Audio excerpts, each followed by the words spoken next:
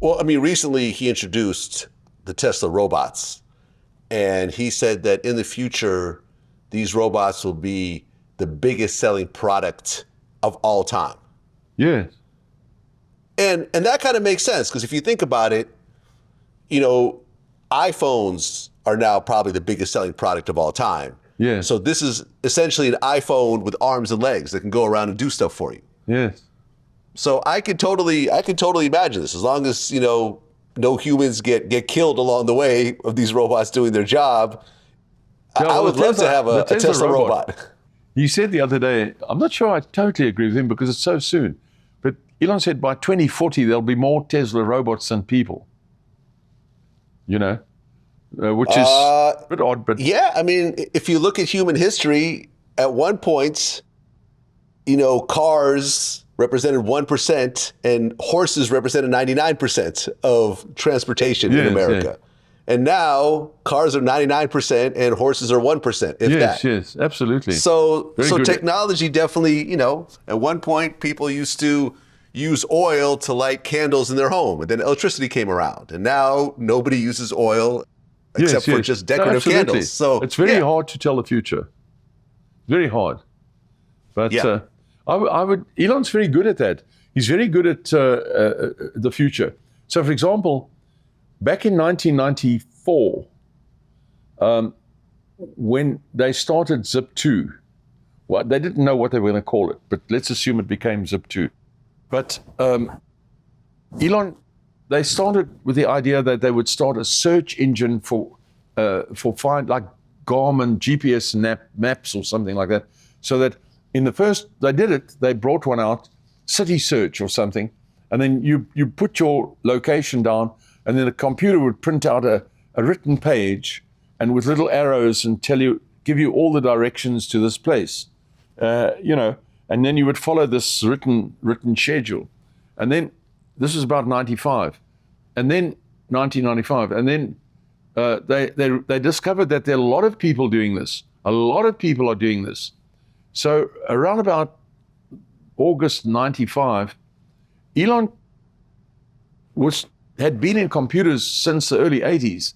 He'd also had a modem he showed me a modem when he was about 12, 13, showed me this gray box with a red light on it. He said, "Dad, what do you think this is?" And I said, "I don't know, what is it?" He said, "This is a modem." Now he was about 12 or 13.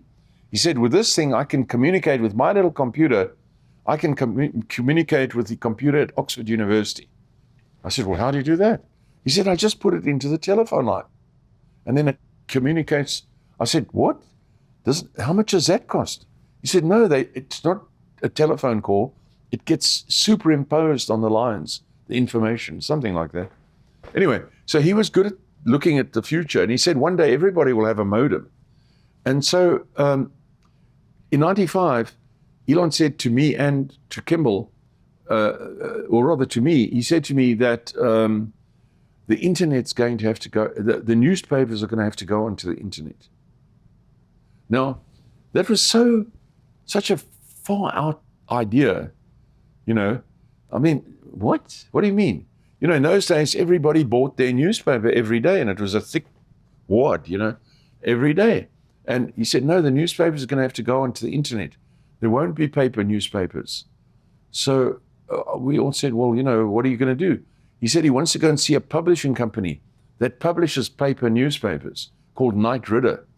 So they're going the next day. They've got an appointment. They were 24 and 23 years old, more or less, you know. And they're going to see this place to explain to them that they're going to have to change, because they were, at that point, this Knight Ridder was publishing Miami Herald, LA Times, San Francisco Chronicle, and about 11 major newspapers. And they're going to have to change to only online publishing. So they went to see them, and they came out of that meeting with a check for $4 million from Knight Ridder. Do it. And so the ability to see that far ahead, Elon has that ability. There's no doubt about it. I have a certain amount of that ability. For example, right now I'm busy with a new institute that we're trying to establish. People have said we should call it the Musk Institute. I didn't say that. But we need to study space-time travel. We need to study space-time travel which is coupled with gravity. We need to solve fusion. If we don't do these things, then the popular vision that we all have of the future, of cars and things floating up and down, as you see in all the movies, it's not going to happen. It's not going to happen. We'll still be doing the same thing 100 years from now. So we have to do that. We have to move into the future.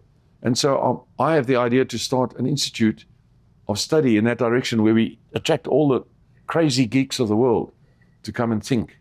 Anyway, that's another story. But Elon has the ability to see what the future needs. So his idea on robots is not lost. I agree. I definitely agree.